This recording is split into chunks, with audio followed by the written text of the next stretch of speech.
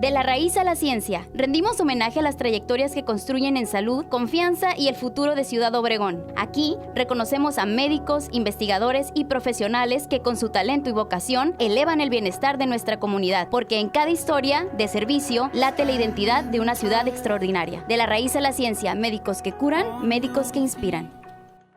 Bienvenidos a un episodio más de La Raíz a la Ciencia, segunda temporada, y es que precisamente hoy estoy con una persona que ya estuvo con nosotros durante la primera etapa de este proyecto y le quiero dar las gracias a Marlon Flores. Él es psicólogo, él es experto en temas de tanatología. Hoy precisamente que conmemoramos el tema de salud mental infantil, que estamos en abril, pues no podía dejar pasar ese tema tan importante que precisamente es la salud mental infantil, pero con un tema muy particular y muy específico que nos va a interesar a todos, que es el rechazo. Cómo se vive este rechazo desde la infancia y cómo también como adultos lo reflejamos. Pero para esto le doy la bienvenida al experto que es Marlon Flores. Gracias, Marlon, por estar aquí. Y platícame antes de arrancar, ¿de dónde vienes llegando del tema de tu maestría? Gracias, Julia. Sí, vengo llegando de Puebla. Tuve las prácticas presenciales de mi máster en intervención psicológica en trauma. Okay. Y pues ya estoy concluyéndolo, ¿no? Después de poco más de un año de estar en esta formación especializada y profunda. Y sí, en temas también abarcamos temas de duelo, tanatología y es parte de estos temas que vamos a ver el día de hoy que abordamos aquí en estas prácticas de las cuales vengo llegando de Puebla. Ahora sí que tenemos toda la información fresca y de primera mano, y es que también Marlon pertenece a la unidad de duelo de Funerales Robles, que también quiero agradecer porque yo también soy parte de este proyecto de responsabilidad social que tiene la empresa y también soy paciente, así que muchas gracias por este tipo de proyectos que generan un impacto positivo en la sociedad, y a ti, Marlon, por encabezar esta unidad también. Gracias. Y justo hoy hablaremos de un tema profundo y muchas veces invisible: el rechazo infantil, cómo marca la vida adulta. En México, la realidad de la infancia muestra datos preocupantes. De acuerdo con reportes de protección infantil, más de 118,000 casos de maltrato infantil fueron registrados entre 2020 y 2023.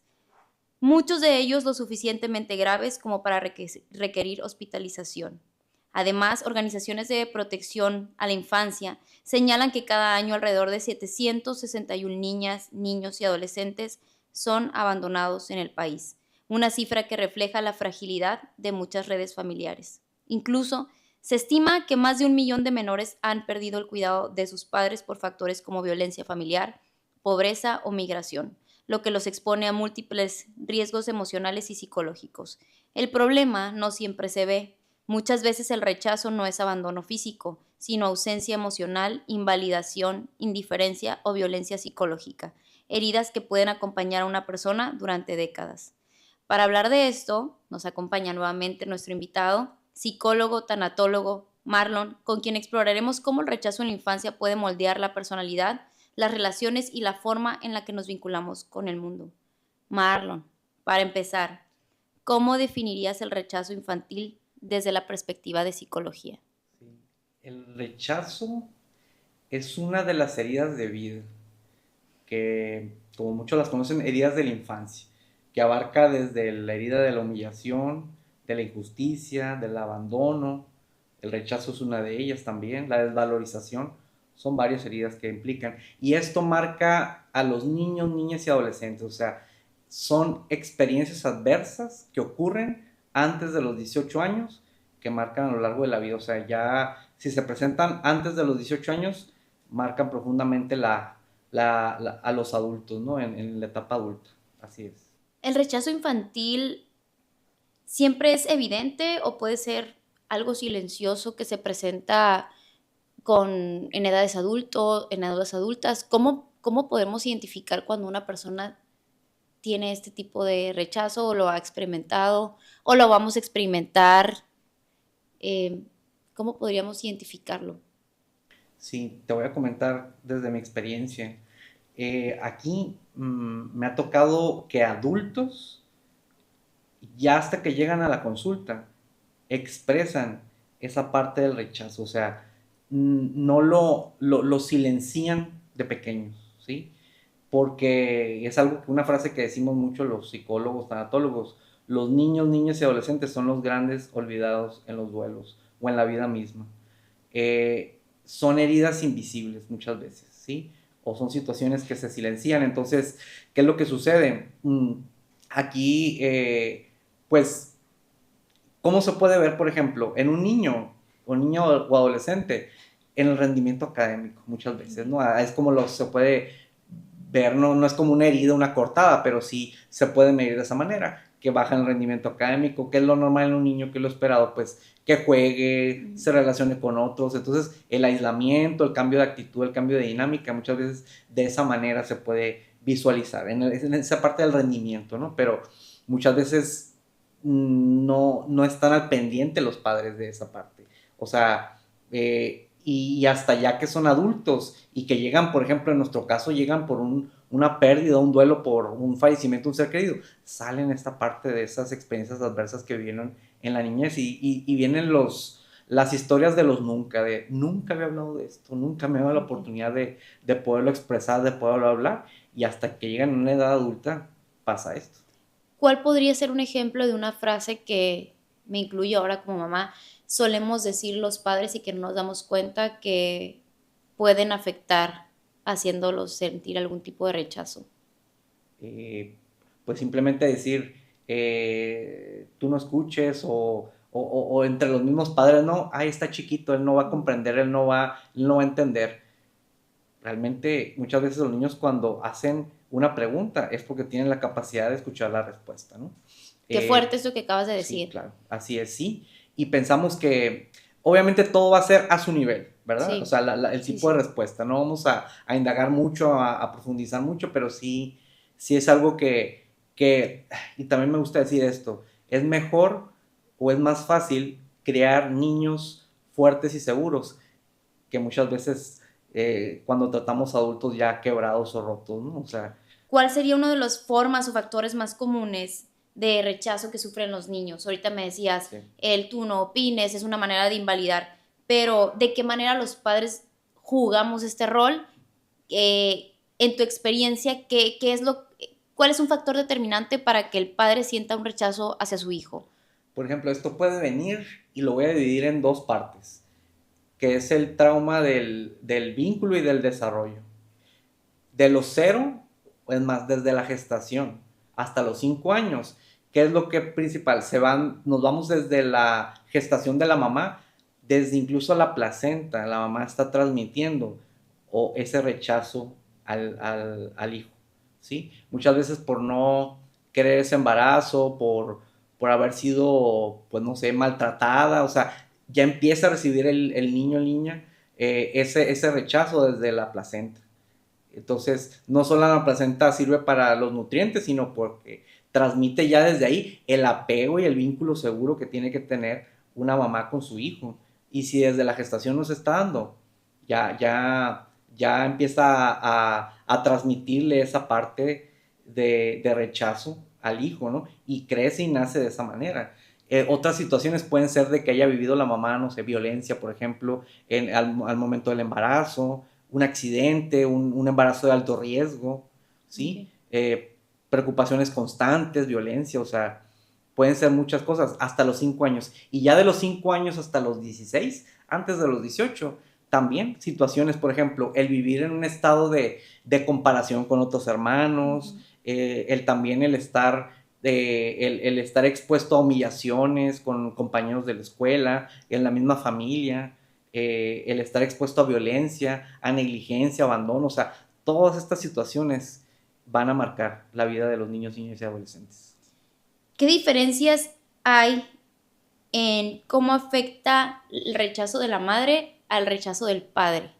¿O es algo, o es lo mismo?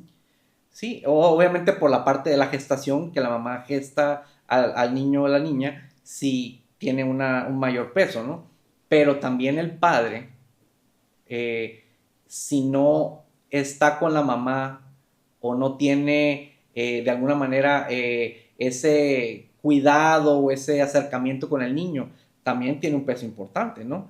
pero sí, sí es muy importante que haya un apego desde los primeros días incluso. Se habla de los primeros 100 días. Hay autores, en la misma literatura se viene, pero hay dos que me encantan que son Inés Di Bartolo y Jorge Barudi, que son expertos en trauma del desarrollo, que mencionan que los de los 0 a los 1000 días son fundamentales e importantes para un sano desarrollo del niño. ¿Cuál sería, Marlon, uno de las señales que podemos detectar de las heridas de rechazo, sobre todo en los adolescentes?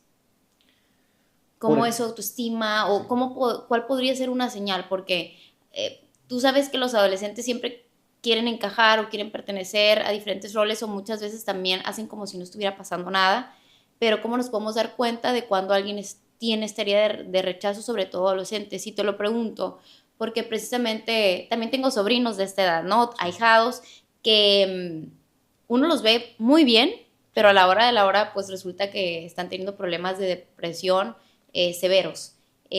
¿Cuáles son los tipos de comportamientos a los que tenemos que estar atentos como papás? Sí, las señales son detrás de la enojo, la ira, la molestia, está la tristeza. Entonces, si un adolescente empieza a comportarse de esta manera con ira, molestia o enojo, puede haber un indicador de que esté sucediendo algo. Ahorita están habiendo muchos casos de lo que se llama cutting, Okay. ¿sí? Y el cutting no nomás es con algún objeto punzocortante. Incluso hay de que no saben regularse los adolescentes, no saben qué hacer con las emociones, empiezan a lastimarse con los mismos dedos, con las uñas. Entonces, las marcas que pueda haber en el cuerpo hay que estar muy al pendientes porque eso puede ser una señal de que los adolescentes no saben regularse y no saben qué hacer con eso que está sucediendo en su día a día, ¿sí? ¿Cómo impacta esta herida de rechazo en la confianza hacia otras personas? Por ejemplo, va a ser muy complicado que yo tenga relaciones sanas, seguras, con pareja, con amistades, con la misma familia, o en el mismo al momento de yo solicitar un trabajo, ¿no? O sea, sí, sí, definitivamente lo que nos pasó de esas experiencias adversas en la niñez o en la adolescencia, en la vida adulta, va a marcar y se va a ver en todos estos ¿Cuál momentos, sería un ¿no? comportamiento, un ejemplo que ya sabes que una persona con herida de rechazo, ya cuando está en esta etapa joven o adulto joven o que quiere tener una relación de pareja sana o incluso un vínculo profesional con otros colegas, cuál es el tipo de comportamiento que suele ser como autosabotaje cuando tienes esta herida? Sí, por ejemplo, hay algo que es que no se creen merecedores de los éxitos muchas veces, ¿no? Por más que se los digan y se los reconozcan, muchas veces llegan, me ha tocado ahí a la misma consulta, y dicen, no me creo que yo merezca esto. O sea, es tanto lo que se lo dijeron mucho durante su vida, de que no merecían o que no fueron tratados con una confianza, con un apego de parte de los papás o de las figuras cercanas, que ya llegando a la vida adulta, aunque les haya costado trabajo y en base a su esfuerzo hayan logrado algo, es algo que le dicen el síndrome del impostor. No sé si lo has escuchado, pero sí, Sí, sí, sí. Eso es algo muy evidente, ¿no? En ellos, así es. Y fíjate, ahorita ya para mí es incluso hasta común nombrar el síndrome del impostor cuando uno siente cierta inseguridad, ¿no? Ah. ¿Cuáles serían también problemas en los que una persona puede presentar cuando tiene esta herida de rechazo, pero ya en temas de pareja, por ejemplo, ya en su vida adulta? Sí. ¿Cuál podría ser una dinámica? Así que tú me pongas ejemplos. ¿Sabes qué, Julia? Mira, supongamos que así está el cuadro, esta persona actúa de tal forma, tiene heridas de rechazo. Sí, ¿Cómo se presentan en las relaciones? Sí, por ejemplo, las relaciones de pareja es muy evidente que por ejemplo, no, no se crean merecedores del cariño muchas veces de esas personas o incluso no puedan establecer relaciones seguras o muchas veces ya caen en un patrón muchas veces, ¿no? De lo que tuvieron en casa, muchas veces en la relación de padres, por ejemplo, lo puedan buscar en la pareja y pues realmente no sea algo sano para ellos, ¿no? Pero ¿cuál sería un comportamiento? ¿Algún comportamiento de una persona que tiene esta herida? que tú digas, ok, se siente no merecedora, pero ¿cómo es en su actuar dentro de la dinámica de pareja? O sea, ¿cuándo se les presenta este síndrome del impostor? Para las personas que nos están escuchando, que Claro. digan, híjole, a mí me ha pasado eso, a lo mejor Sí. es algo que tengo que trabajar. Sí, por ejemplo, hay total desconfianza muchas veces, ¿no? O sea, hay desconfianza, hay temor a ser defraudado, engañado, o sea, muchas veces eso ocurre, ¿no? Es lo principal que se ve. No hay muchas veces confianza en la pareja ni en uno mismo también, ¿no? O sea, es por la historia que se vino repitiendo una y otra vez con ellos a lo largo de su vida. ¿Podrían ser el tipo de personas que constantemente necesitan validación o ese reconocimiento, que tienen que estar preguntando, ¿te parece bien? ¿Lo hice bien? ¿Crees que es suficiente? ¿Qué le agregarías? Este tipo de personas que suelen ser como muy buscar todo el tiempo la aprobación o el reconocimiento externo, ¿tendrán este tipo de heridas o ya estamos involucrando otros temas? Sí, puede ser también, vaya, es que también tiene mucho que ver las estrategias que tienen para afrontar, ¿verdad? Las estrategias de afrontamiento, porque muchas veces, y acá mejor me adelanto un poco, ¿no? A lo que puedes preguntarme, pero sí te comento, quizá no tuvieron esos vínculos seguros o tuvieron rechazo por las figuras más importantes, pero a lo largo del camino de la vida tuvieron una abuela, una tía, un amigo, un maestro, que sí formó eso, vaya. Pero sí, puede ser la búsqueda de la aprobación o incluso querer ser el salvador, querer Ok. salvar a la otra persona, quererla sacar de algún problema o de cualquier situación también. En este tema que estábamos hablando del rechazo, y si me regreso un poquito Sí. como al tema de infancia, muchas veces escuchamos estas frases de que le estamos explicando al niño y que le dices, ay, déjame cambiarte o déjame o come o termínate tu comida, ves como tu primo sí se comió todo, o sea que esto yo creo que crecemos incluso los papás con esta ideología donde nosotros desde niños la vivimos, pero ¿cuáles serían herramientas de cómo en cositas tan mínimas, pero que se nos dicen todo el tiempo? Porque yo me acuerdo de muchos casos donde, no sé, a lo mejor yo era mala para comer, ¿no? Y todo el tiempo es, mira a tu prima cómo está comiendo, mira a la fulanita cómo sí está comiendo bien, mira a tu hermano sí se comió todo lo que le serví. Ese tipo de detallitos, ¿cuáles podrían Claro. ser herramientas para nosotros cambiar esa manera en la que nos comunicamos con los niños sin crearles esta herida de rechazo?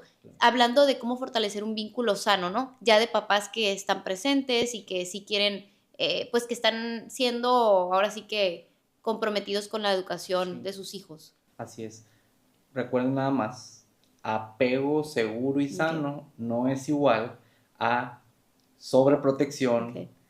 a hacer niños dependientes o a ser niños o niñas que hagan, pues sobre todo esas dos cosas, ¿no? Sobreprotegerlos y hacerlos dependientes, Ok. ¿sí? Entonces, los extremos no son buenos. Entonces, hay que tener mucho cuidado con esa parte, ¿no? Los padres. eh, Sé que a veces es complejo, pero sí tienen que tener mucho cuidado porque piensan que el facilitarles todo Ujú, también va a ser algo positivo. ¿Qué es lo que pasa? Voy a ponerlo así. Cuando un niño le está dando pecho a la mamá o fórmula ujú, y le deja de dar y empieza a llorar, ujú. inmediatamente quieren que no sufra, que no esté llorando, ¿no? Cuando si lo dejan unos momentos, no le va a pasar nada. Ahí están creando esas estrategias de afrontamiento para la vida. La tolerancia a la frustración muchas Ujú. veces, ¿no? Que le va a servir a lo largo de su vida y su existencia, pero desde algo tan básico como eso, no va a ser niños dependientes ni sobreprotegidos, es algo que no es sano, no es un vínculo sano. Ahorita que hablas de ese tema de la tolerancia a la frustración, me ha tocado ver muchos niños que si hacen algún coraje, les quitan el iPad y de verdad que son berrinches que se vuelven casi casi caóticos y como el regresar es el iPad ya automáticamente se terminó el problema y como nosotros también como papás estamos fomentando como esas dinámicas, pero el apego que se está haciendo realmente a un aparato y no al vínculo que hay con el familiar o con el tutor que está a cargo. ¿Cuál sería una recomendación? Sí, o sea, tiene que haber una... y también es otra parte, el control, ¿verdad? Ok. La sobreprotección, no hacerlos dependientes y el control también, ¿no? Pero sí, o sea, tiene que haber un equilibrio, o sea, si se viene forjando desde pequeños, ya llevan una edad, sabemos que ahorita los niños nacen casi casi con el Sí. iPad, con el celular, ¿no? Pero sí, yo creo que a veces tienen que ser las cosas muy conductuales, lo voy a decir así, desde pequeños, ¿no? Que sí pueden tener una consecuencia al momento de no hacer caso a alguna regla que se les pone, ¿verdad? Sí hay que tener límites, sí hay que tener un control, pero que no caigamos en un extremo, ¿no? O sea, eso hay que cuidar. Yo les diría esas tres cosas: la sobreprotección, el control y el no hacerlos dependientes. Eso es. Marlon, hablando ahorita ya de estrategias profesionales, ¿cómo se vive desde tu consultorio, Sí. desde tu perspectiva como psicólogo? ¿Cómo se trabaja la herida de rechazo en los niños? Por ejemplo, algo que es fundamental es algo que se le llama la segunda placenta, Okay. así lo voy a decir, porque sí, aparte de que va a ser un espacio seguro para ellos, se trabaja desde la terapia de juego principalmente. Okay. Hay muchos tipos de terapia de juego, ¿no? Todos los modelos de psicología que manejan terapia de juego son muy buenos, pero hay que ver cuál se acomoda más al niño. Ahí, por ejemplo, donde estamos nosotros, en la unidad de duelo, sí manejamos la terapia de juego para duelo, o hay un tipo de modelo que también nos puede servir. Pero lo que queremos hacer con esto es que tengan un espacio que muchas veces no lo tienen fuera, ¿sí? Un espacio de validación, un espacio seguro para ellos. Incluso el terapeuta tiene que ser una figura en la cual ellos puedan tener calma, seguridad y tranquilidad, ¿sí? Pero que los vayamos guiando. La terapia de juego no es así nada más, es como un sándwich, que es primero, tenemos que empezar por la rebanada, que es pues la parte inicial, que no entrar directamente a la parte fuerte o la parte que queremos trabajar de la experiencia adversa o traumática, ¿no? Sino que suavizar, primero conocerlo, darle una bienvenida, desde el momento en cómo recibes al niño o a la niña o al adolescente. Eso, desde ahí empieza, le voy a llamar el milagro, ¿sí? El milagro, o sea, es ese espacio que ellos van a encontrar, que tú nada más les puedas decir, ¿qué pasó? ¿Por qué no habías venido? Sí, que faltaron alguna sesión, que le digas, ¿y por qué no habías venido? O sea, que les muestres interés, porque muchas veces en casa no lo tienen, ¿sí? Y llegan al espacio ahí de consulta, y el chiste es que puedan verlo como uno hace en el desierto. Ellos. Puede que la herida de rechazo no sea necesariamente, o sea, no se desarrolle desde la infancia y que en la etapa adulta aparezca. Eh, sí, creo que en todos los casos pasa antes de los 18 años. Okay. Son experiencias o ser expuesto a situaciones en las cuales fuimos comparados, rechazados de niños, niños o adolescentes. Eh, Obviamente lo vamos a revivir en muchas situaciones en la vida adulta, pero sí, realmente tuvo que haber pasado antes de los 18 años para que en la vida adulta muchas veces salga a flote. Así es. ¿Cómo se puede, sí se puede sanar por completo esta herida? Sí, sí se puede sanar. Incluso, aparte de sanar, resignificar. ¿Sí? Que Okay. es algo que a mí me encanta trabajar, que ver cómo llega una persona rota, ¿sí? Un adulto muchas veces llega roto, pero llega con un niño roto por dentro, ¿sí? Y qué es lo que hacemos es, primeramente, escuchar su historia, conocer lo que pasó, ¿sí? Muchas veces dicen, yo a mis alumnos, yo en formación ahí de universidad te doy, pero no será malo que vuelvan a contar lo que les pasó, porque muchas veces no tuvieron ese espacio o ese momento para poderlo hablar con alguien, y tú se lo vas a brindar. Y se van a dar cuenta de muchas cosas y van a poder darle un nuevo significado, pero hay es un proceso profundo, es un proceso que tenemos que acompañar a la persona que está frente a nosotros y tiene que ser un espacio donde podamos facilitar y también podamos darle esa seguridad de que no lo vas a dejar. Por eso yo sí les pido a las personas que están viendo, escuchando, que si van a estar con un profesional de la salud mental, que sea una persona con credenciales, que sí tenga una formación, ya sea en trauma, en duelo, o que sí tenga por lo menos sus credenciales de cédula profesional, que sí, no está mal que digan, oye, ¿en qué es tu formación o no? Porque sí, cuando trabajamos con estas heridas, sí nos tenemos que meter a lo más sagrado que tiene un ser humano, que es su alma. Y a veces hay que quitarnos los zapatos para poder entrar ahí, porque hay que hacerlo con un profundo respeto. Me encanta eso que acabas de decir y pues solamente resalta tu ética profesional. Y justo ahorita que ya estamos en nuestro último bloque, Marlon, ¿cómo puede una persona identificar que sus problemas actuales están ligados al rechazo de la infancia?